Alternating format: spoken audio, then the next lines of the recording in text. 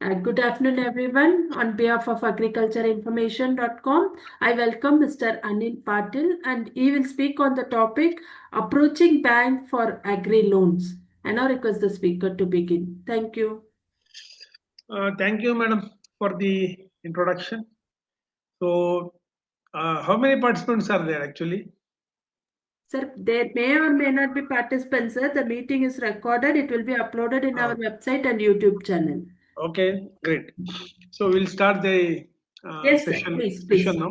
Yeah, yeah. So, actually, I'm celebrating my 50th year of consultation in horticulture Oh. and project approach. So, half Congratulations, century is going on this year. sir. Fine. Okay, okay. So the topic today is approaching banks for agriculture loans. This is the topic given to me today. And as we know, there are many people who are now investing on farming. Either they are traditional farmers or they may be new gen or ex Gen Z farmers who are coming from a software background and then they have purchased the land and they want to start it. And two aspects are there. They'll be facing problem with the technical aspects, and once that is somehow sorted out, then they will have a problem of borrowing because funding is very much essential to run the show. So today we are focusing on how to approach the banks for getting the loans. To fund a project, the farmer or the entrepreneur has got different options. Like he can fund it from his own savings, he can borrow it from the friends and relatives, or from venture capital in case of bigger projects or innovative projects. And generally taking, if you take very ordinary cases, people will approach the banks, and banks are very much eager to lend because they have got a target to lend to agriculture, which is about 18% of the total outstanding loans. Okay, our exposure. So 18% is always a bigger percentage for any bank to achieve. So they are always eager to lend to the uh, farmers. So let us go step by step what it is. Now, what is the scene? There is a banker who is called a lender. There is an investor or depositor behind the scene. So those people who have put fixed deposits in the bank or they have got put their money in the savings account. So that is how they are there in the background who have given the money to the bank. And bank is an intermediary organization which has got management and it has to follow the law of the lands and internal rules of the bank. Based on that, they have to protect the interest of their lenders or the investors or depositors and lend to earn their profits for their business. Then the third this thing is that group is that is borrower, that is you, the farmers. So this is the scene in which we are now. So each one has got its own constraints, benefits, and difficulties. Let us see the process of appraisal. The appraisal simply means the whole process by which the bank looks at the borrower and the project and tries to assess it whether it is worth to give money or lend the money to the farmer or the grower. So what they do is when you approach, they will first study you, the borrower. They will study the project technically and economically, technical viability and economic viability. They check the legality, whether it is legally correct to lend to this project. They also check the lendability. Something can be legal but not lendable. Means bank is not having the required safety, so it is not lendable. That kind of situation can be there. There can be lendability, but it may not be legal. See, for example, it may create little confusion. So I want to just give an example. Let us say somebody comes and says, "I want to rear tigers and sell them." So by rearing tigers and selling properly, it is lendable because one may earn profits. Somebody may be a buyer. That is all fine. But legally, nobody is permitted to rear wild animals. So something like that. So there can be legality, there can be lendability, both may be present, one may be absent. So this is what the bankers are going to study. Next is they'll fix the terms of sanction, what are all the things required, and also accord the sanction. Then they will go for execution of the documentation, then execute the disbursement, which will be always direct to the vendor. And there will be a DPR depicting all needed information in the language the bank understands. See, this is a very important part of the approaching the bank. The communication cannot be verbal because it will be very unclear and confusing. So banks particularly require a DPR, which is understandable as per their way of thinking. Smaller projects, of course, doesn't require any DPR. This is the basic process of appraisal. Then we have got borrower. That is the first study they will conduct. So they will check for the qualification and experience. Qualification does not mean he should be having a graduation in agriculture, botany, or something. It is ability in general. But if there is a qualification by way of degree, it is fine. Otherwise, it has to be experience. He can be an experienced person. Let us say both are not there. There is no, he is not a qualification, he has got qualification in agriculture, and he has no experience in agriculture also. But still, then he becomes just an investor, but he wants to run the show the project. Under that circumstances, what is important is whether he has hired proper managerial staff. He might have hired an agriculture graduate as farm manager, and hence the whole thing can run. He can only manage the finance and general management. So that is also possible. Then the borrower should have entrepreneurial skills. That is the courage and the competence, willingness to take risk, and hard working.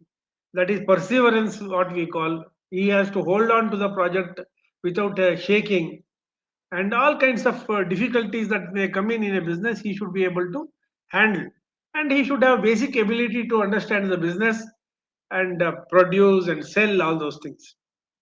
Then handling the people, mainly here it comes the labor management, and also maybe sometimes you can even say the external people like government officials and legal aspects and bankers, all these things.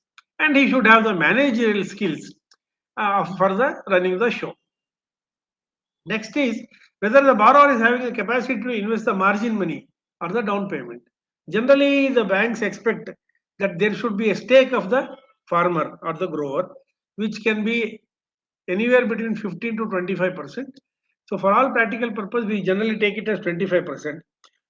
Only in case of small and marginal farmers, that is below 5 acres land, we can say, those people, there can be a concession, but generally it is considered as 25%. And margin can be by way of cash or even by kind. Kind in the sense the farmer himself can physically contribute by way of labor in case of small and marginal farmers. Then comes the technical part of it, which the bank is going to see. So they have to study the land, what type of land it is, what is the terrain, what is the slope, what is the aspect. Aspect means in which direction it is facing the sun. Generally, mountainous type of lands. The slope can be eastern facing or west facing. Southwest facing is a little dangerous because it is very harsh sunlight, especially in the second half of the day.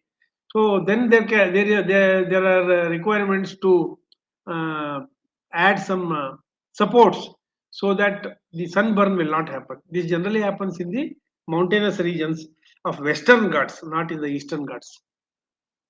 Then the bank also looks at soil type, what is the depth of the soil, what is the EC, electrical conductivity of the soil or salt content, then what is the pH of the soil, what is the permeability, that means water, how it gets into the soil, sandy soil, clay soil, all those things will affect the permeability. Then organic content, this all will all come in the soil test report if you have made one. What is the fertility? That is basically nitrogen, phosphorus, potash levels, the innate or the mother earth has given by its contribution. Then water table, where it is, what is the depth of the water table, which should not be more than 10 feet deeper in case of trees. In case of vegetables, of course, supported water itself is more important. Then what is the texture and structure? That is sandy and then clay soils, all those things. And structure means at different levels, what is the type of the soil? See, as you go down, there can be clay soils, there can be calcareous deposits, and so on and so forth.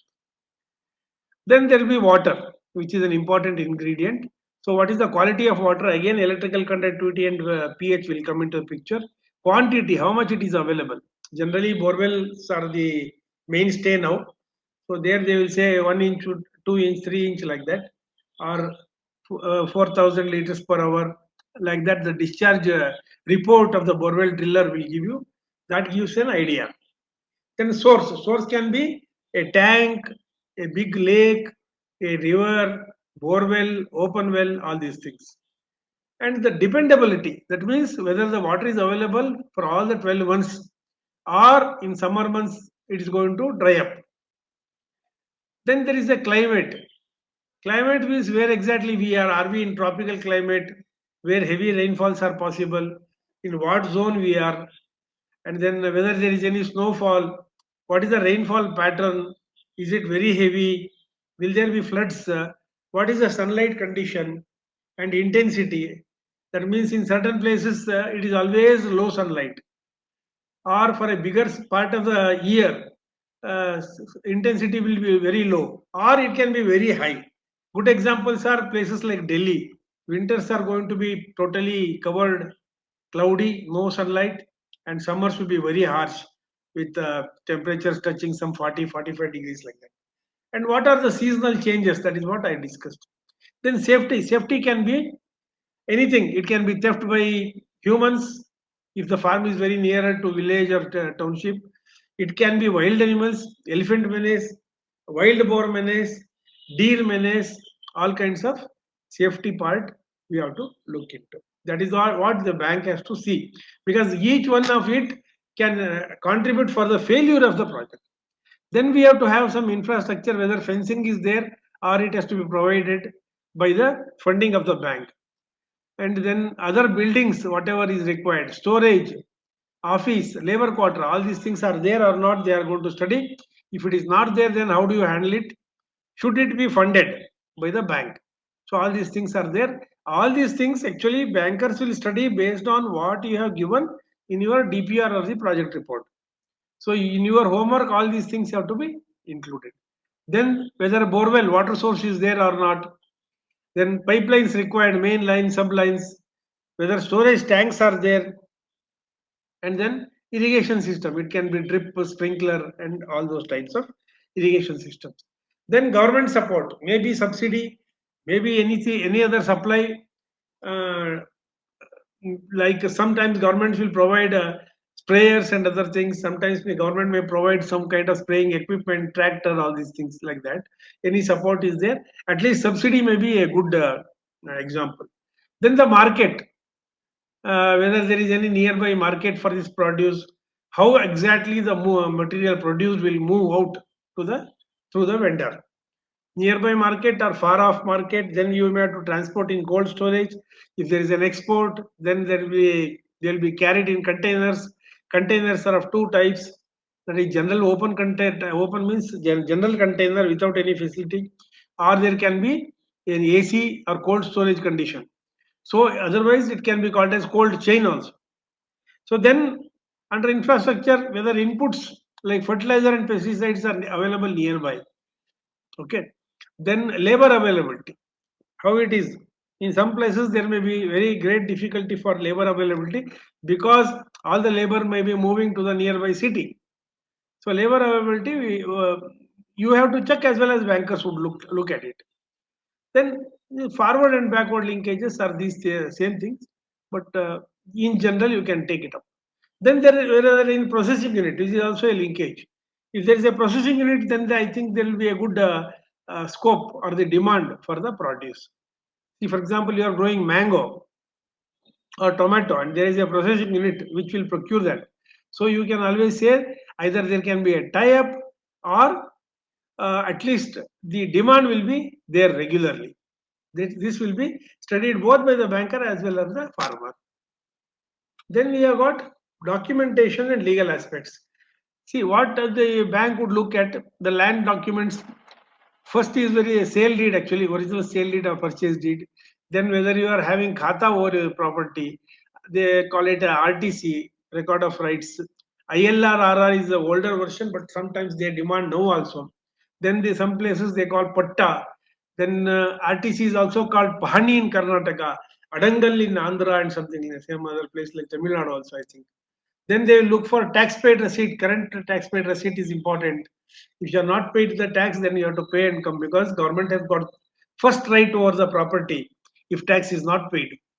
Then bankers would ask for EC, that is encumbrance certificate for 13 years, to see whether anybody else is having rights over your land.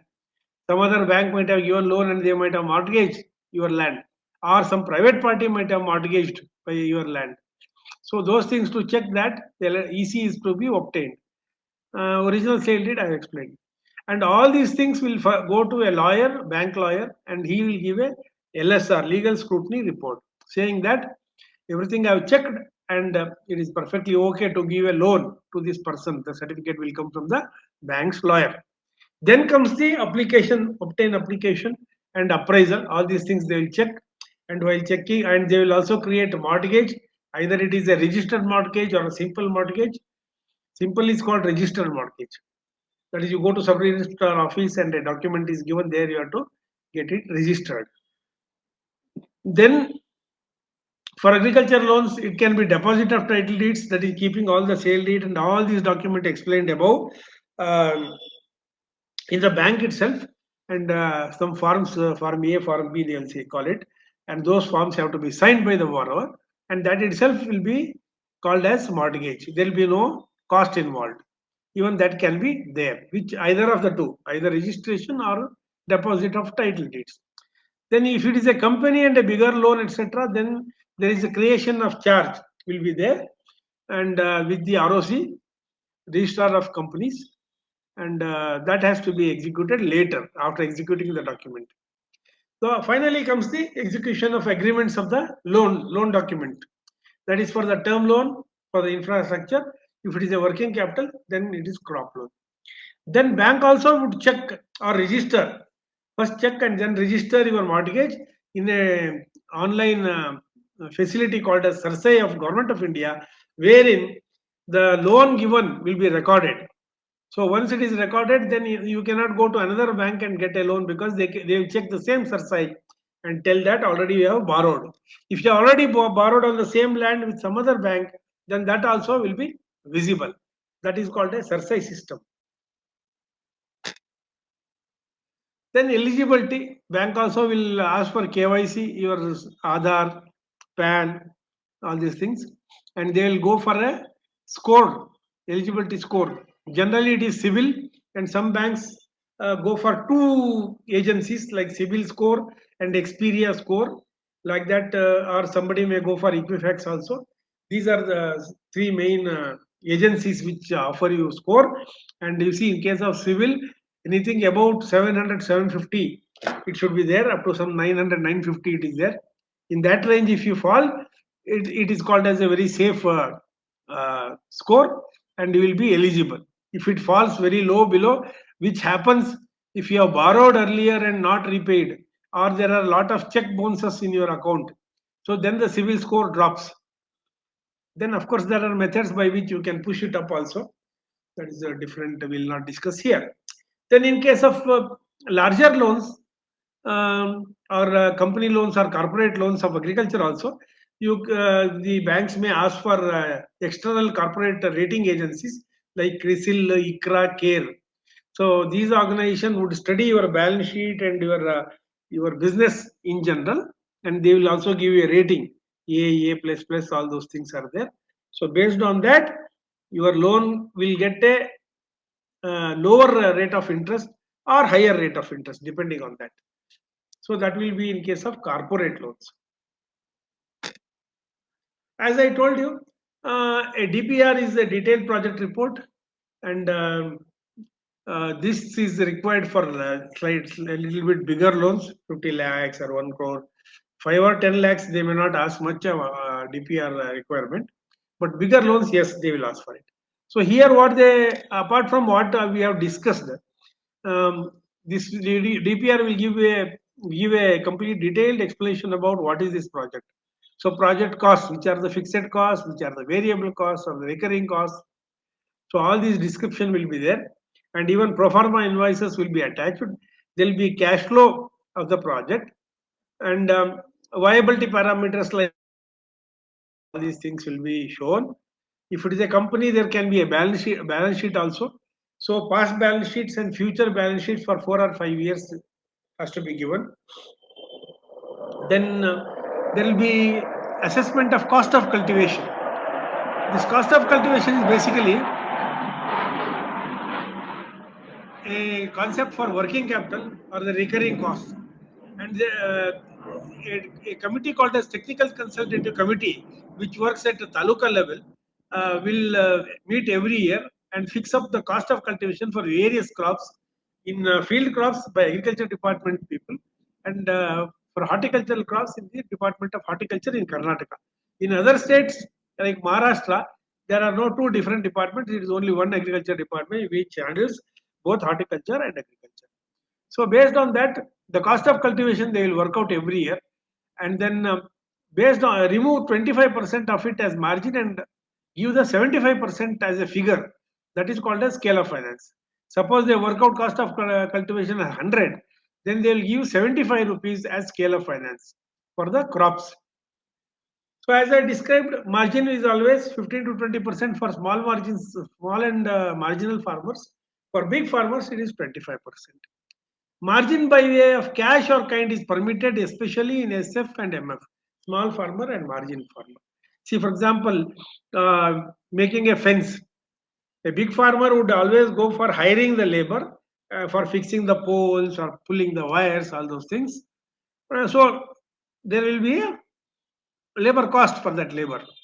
But in case of small farmers, they may say, no, no, we will do it ourselves by family labor. Then that family labor can be factored or accounted, and that can be called as margin also. These are some special cases. Generally, it doesn't happen. So then there will be a preliminary inspection or pre-sanction inspection by the banks. So they'll come and check all these things on the field, whether it is there or not. Their field officers will visit the field. Then after sanction, post-sanction visit will be there later. Then pro forma invoices are to be submitted by you, and they will give an indicative figure, although it may need not be 100% accurate, because when execution either it will go up or come down. If it goes up generally after the sanction, you have to bear the difference. If it comes down, the loan amount can come down. Of course, there can be interchangeability from one item to the other. Suppose you save some 1 lakh rupees in fencing, but you are falling short of the amount in case of pump set, then it can be shifted that side. Total amount remaining constant for the loan. Then, as I said, cash flow will be there, worked out by the DPR person, whoever prepares it, and there will be a discounted cash flow and viability parameters like IRR, BC ratio, and there will be also repayment schedule prepared, and depreciation charts will be prepared, and rate of interest will be assessed, projected rate of interest. All these things are the part of the DPR. Then finally, what is how to conceptualize location of the project? You have to be very careful. If you select a wrong location, then you get into the trouble, because everything, the cost will go on increasing, because many unsuitable things will be there or missing things will be there. Then product identification. In case of maybe horticulture crops, which crop you are going to choose? That is the product here. So which crop you are going to choose? What is the demand and supply of that particular crop? Uh, or there will be glut in the market, like it happens for tomato, and recent is mango. In the newspaper it came, no, 5 rupees per kilo sold in the Kola district near Bangalore, like that. Then seasonality. Some crops will come only in one season, like mango. So then, what is the effect of on the farmer? Then marketing facility is there nearby or not? Any processing is required, that is there or not? And whether there is any too much of fluctuation. So this can happen in places where the product is exported. See, like chili was being exported to Dubai, and if the export order is not there, then the total market falls down. Because of Gulf War this year we faced, because of USA rejecting, Japan rejecting our mango crop due to complaints of anthracnose disease in the mango fruit, as well as a fruit fly insect in the fruits. It was rejected by US and Japan, so the total demand fell down. So such things also should be kept in mind. So finally, tech support is there. Like you see, the farmer wants some knowledge from horticulture department or university, whether it is anywhere nearby available, or there are private consultants who can support. These things are called as tech support. And these linkages are again market linkages, fertilizer, all these things. So all these things have to be checked. Then you have to conceptualize the project and then go for go further. How to approach? You should have a clear vision, clarity of thought. There should not be any confusion. I will do, I will not do, I will try, I will try little bit and then do extra. All these dilly dallying, doubt expression should not be there. What you have planned should be very clear, and then you should be able to explain in DPR as well as orally. After giving the DPR, generally DPRs are prepared by some professionals. So the DPR story should be your own story, which means the farmer should be able to explain it in his own words, what is printed in the DPR. So after DPR, you should be able to read it. See, many times it is very easy to say, but it is very difficult to practice. In such cases, especially when the projects are of some little higher size, bigger size, then the best thing is you should tie up with your consultant who has supported you with the DPR and idea and conceptualization idea. You just tie up with him by an agreement that he will continue with you for 4 or 5 years. That is the period of loan closure, generally about 5 years or 7 years. For those 5 or 7 years, you should tie up so that whatever he has explained, he should execute and show it also. See, due to some weather reasons or unknown factors, things can go wrong. But at least a person who is able to manipulate and change time to time is with you. That is very important. For that reason, there should be a proper support. Then sustainability. This is during the gestation period, that is till you get money from your farming project, you should have some method by which you survive, your family needs are met. So those that also becomes important, because till the produce gives you money, you say I don't have any money, means the bank may not fund you for consumption loans, although there is some concept, but it is really theoretical, not real. So you should have some source for sustaining. So in other words, the design of the project or conceptualization of project at that stage itself, the whoever plans it should bring in such components, mixture of the crop, so that the money generation happens continuously, not once a year. So that means a mixed crop can be planned. So all these things you have to do proper and complete homework before going to the bank or before approaching the bank on technical aspects and viability aspects. Show cash margin. Many people don't know. They'll go and say that yes, you have to put 25% margin. Let us say about 3 lakh rupees it comes. So you should put this, means they will say yes. So then finally, where is that money? The banker will ask. They'll say, no, no, my friend is going to give. That means it becomes a borrowing. It is not your money. So that means you have to pay your friend also as well as bank. For that, in that case, the bank cannot accept that money as your margin money. Either it should be long-term borrowing from your friend, that means no repayment. Suppose it is from your sister or brother, then it is possible. But outsiders won't wait. So that is very important. There you get stuck, be careful on that part. And be prepared for collateral security of about 150%. Suppose it is 1 crore loan, bankers would expect 1.5 crores collateral security, which is other than what is there on the farm. which means generally a city property, a site, or a building, or something like that. So that has to be checked. Although there are many guidelines from Government of India and RBI and NABARD that collateral security should be avoided, but still bankers generally insist because when failure happens, how to recover is the question.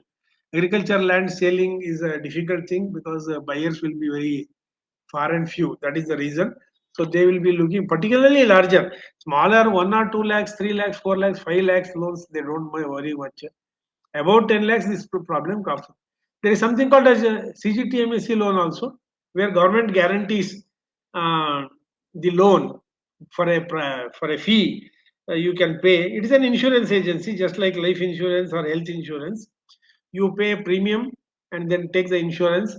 In case of failure, that insurance agency will make good the loss to the bank, but it is only 60%, not 100%. That is why this scheme is not liked by bankers too much, although government sponsored schemes they do take the CGTMSE support because it is compulsory. For other loans or agriculture loans, generally it may not be there. So this is how various things are there. I think we have crossed our time, 30 minutes given to me. I would now go for any question and answers so to clarify better. Okay, thank you very much, sir, for a wonderful presentation. I will take up the questions now. In the meantime, can you please stop sharing the screen, sir, so that we can see your full video? Yeah,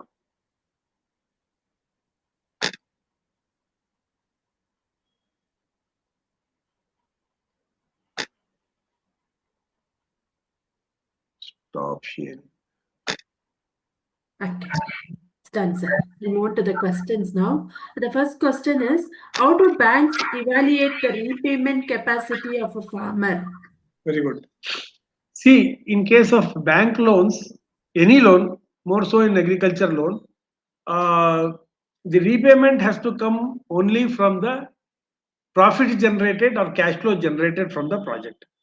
It should not be I'll pay from my salary or I have got some deposit interest that is coming, I'll pay from that salary, that source. No, it has to be definitely from the um money generated from sale of the agriculture produce. So that means to say, till the produce comes, the bank will not demand or should not demand any repayment. Sometimes interest they can demand if there is other source of income. Otherwise, interest also need not be demanded by the bank. So that is called as gestation period. During that period, there will be no repayment demanded by the bank. Is it clear? Yes, sir. I'll move to the next question. How can farmers with little or no credit history obtain a bank loan? See, there can be somebody who can take the loan for the first time, nothing wrong. Only thing is they will check for civil record. In the civil record, there should not be any adverse features. Like he has not taken loan, but lot of checks have bounced when he has given to friends and relatives. Even that becomes a negative score. Or he has taken some personal loan for scooter or something else, and he has not repaid in time. Or he has taken gold loan, he has not repaid in time. In those cases, uh, the problem can occur. Otherwise, fine. There is no need for having to have any previous record for borrowing. Okay. Are tenant farmers or farmers cultivating lease land eligible for agricultural loans? Yeah, If yes, what documents are required? very good question.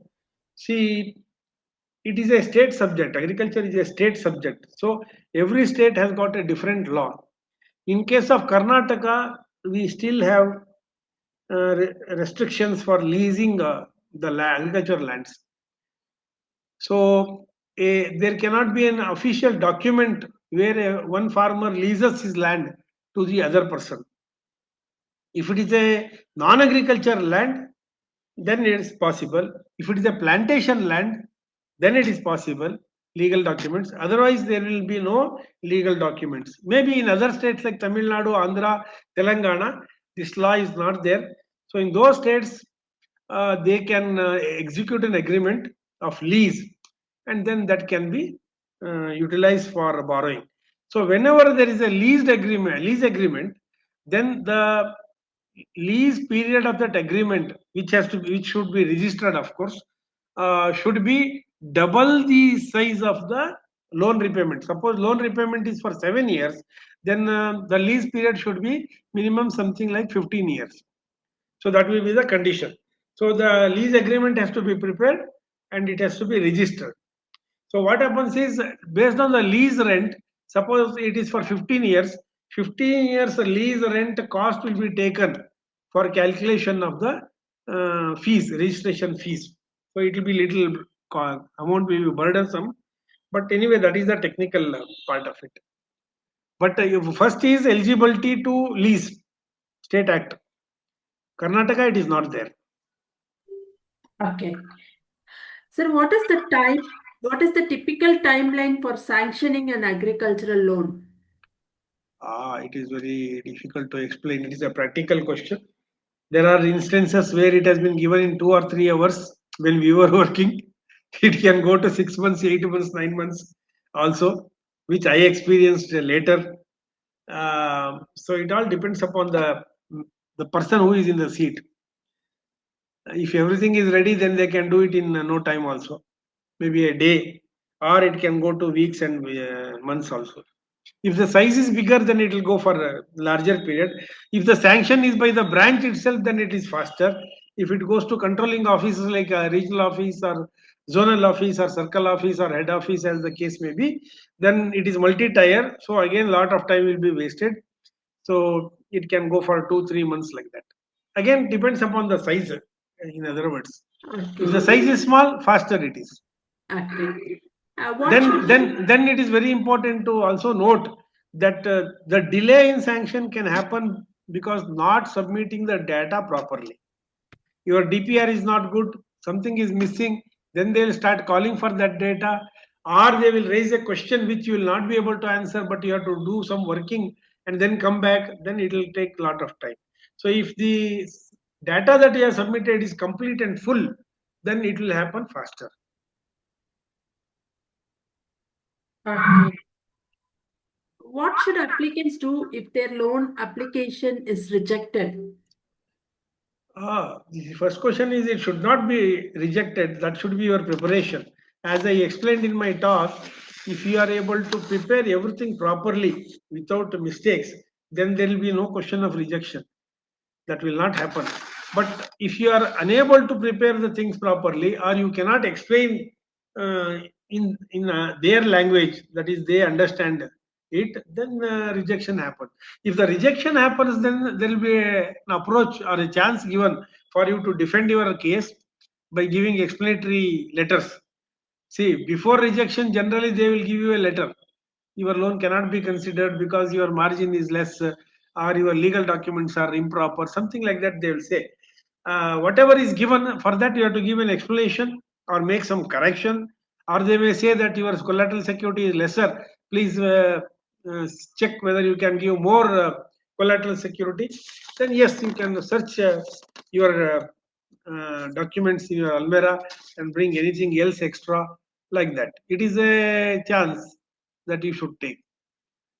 Something they want, you should be able to give that. Lot of manipulation we can make to satisfy the bankers in their own way, then it is possible.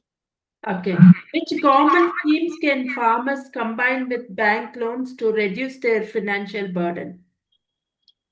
Common schemes are, you see, generally different states are giving subsidy for different loans like drip irrigation, or there is a National Horticulture Board which gives some subsidy up to 20% or something like that. And if there is a processing unit, then the government of India has got a different scheme for that. Up to 5 crores subsidy is possible. So first you have to decide and then check what is. See, subsidy or support from government should not be taken as a very prime requirement, because many times what happens is you approach the government and government is not in a position to give you the subsidy either now or may not be also. Plus, unfortunately, a lot of underhand dealings, corruption, all these things are there. For that reason, it may happen, it may not happen, or the fund allocation may not be there for your particular taluk or district, in which case the sanction may not come. They may say that right now in your taluk or your district, the fund is exhausted or not allotted at all for your particular district. So such explanations can be given. So always a project should be prepared in such a way that without any government support or subsidy, you should be able to successfully take it further. That should be the prime design. Okay. Sir, how can farmers stay updated about the latest agricultural loan schemes and interest subsidies? That is all available on internet. You can always check the internet state department internets. There will be a websites. They will give you all the details. Otherwise, you have to go and approach the local department, or even sometimes banks also can give you details. Then you can get those details. Okay. How should a farmer decide between a crop loan and a term loan? No, no. See, there if the all the infrastructural requirements are already there with you, like drip irrigation, sprinkler irrigation, fencing, borewell, are all there already with you, then you don't take a term loan. You only take the working capital or the crop loan, fertilizer, pesticide, labor cost. But if those things are infrastructural things are needed, then you take both the things, term loan also and working capital or the crop loan also. Need based. Okay. What is the difference between secured and unsecured agricultural loans, sir? This generally agriculture, this differentiation is not very much visible, because secured means it is always secured by collateral. Primary is anyway already always there. There is no question. Whatever is given by the bank, that will they'll be taking it as a security. For example, if they give only a crop loan, then crop is taken as security. If it is a very big crop loan, they may take the land also as security, because you are already having it. Suppose your loan is of a bigger quantity, but your land value is going to be much lesser, then they will say that your land value is much lesser, but what we are giving is higher. So in case you default or fail, then how to protect the interest of the investors? My first slide I had told you, behind the borrower and the banker there is a depositor who has given the money. Bank by itself doesn't have any money. Bank doesn't have its own money. It is always coming from a depositor. So the depositors' money bank has to protect. For that reason, they look for a collateral security other than what is there in the project. So unsecured loan means where there is no security other than what is there in the project. So secured means it is always by collateral security. That additional, maybe your house property or some site that you own in a city or a town like that. So if that is given, yes. But sometimes banks do accept other securities like deposits, like some NSE bonds, like share also, public sector shares, or even gold. They also can be considered as security and can be availed. That is secured loan. If no security is possible, then if the scheme permits, then you can look for this CGTMSC cover. That is an insurance cover where you pay some fees for that, and then with that, banks can say that I have got a cover from the government. Those things are also there. Okay. How important is preparing a detailed project report before applying for a loan? See, any bigger loan, see, maybe above 10 lakhs, I can say, should be should be started with a DPR, that is detailed project report, because entire story what you have got to say or explain to the banker, he has no time to sit and listen to your full story, and you are not good at telling the story in proper way, one by one, systematically. So the best way is to write and give it to him, to the banker. So thereby, whenever they start filling up the form or process it, they have got a written document to refer to. So that project report should be complete clarity should be there, and they should be able to understand all the whatever questions they will raise. Those things should be very clearly answered. So if all questions that they may raise are answered in DPR, then your proposal will be easily sanctioned. If doubts are there, then it will go shunting. It will come back to you, something you have to explain. Again, it will go back to them. Again, one more question will come. All those things. So, questions should not be raised, or if raised, it should be simple and quickly solvable questions. Such things, such level you should reach in DPR. So if you are able to prepare yourself, good, but generally not possible. You should go for a advisor or a consultant who can do the job. Sometimes CAs can do the job, but CAs are not good at handling the project reports because they don't have the technical backing either in agriculture or in industry. So what they prepare is based on the data given by you. They'll prepare the cash flow and write up. So what happens is when bankers ask practical questions, then there will be a gap in the DPR, and there you get stuck. So you should always go for a professional DPR person who is having background in that field. Agriculture means agriculture, industry means industry. Generally, CAs are not good fit for this job, but they are the people who are doing maximum work everywhere. Okay. What advice would you give to agri startups seeking bank finance? Yeah, this is all good conceptualization, and then have a good advisor, preferably, particularly if you are a startup, because lot of things will go haywire. Things may not work as per plan. Suddenly, some surprise will crop up. Maybe some flood happens. Maybe some disease comes. All these things. So, under that circumstances, there will be no time available. You should be able to quickly tell within about maybe half an hour what corrections have to be done, or you should visualize before that happens uh, to prevent it. See, for example, a mango fruit fly, you see the insects inside the mango, no fruit, that white kind of insects which will be there inside. So they are all larvae of the fruit fly. So if there is a good consultant, then he will ensure that the parent insects themselves are caught before they actually go for breeding and multiplying or laying eggs in the fruit. So like that, if you do the job well in advance, then problem will not crop up. Thereby, your safety is ensured. Okay, I'll move on to the next question, sir.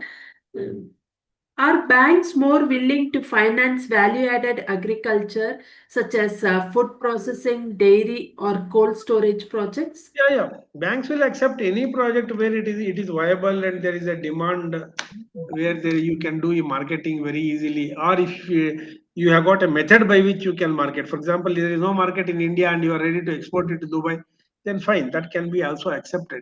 So finally, you should be able to sell and make money so that you can repay the loan. That is the only criteria on which banks will fund the loan. Okay. How can farmers avoid falling into a debt trap while using bank loans? Yeah, good. See, many times we hear that farmers have committed suicide here and there, all those things. Even in a case of a dry land.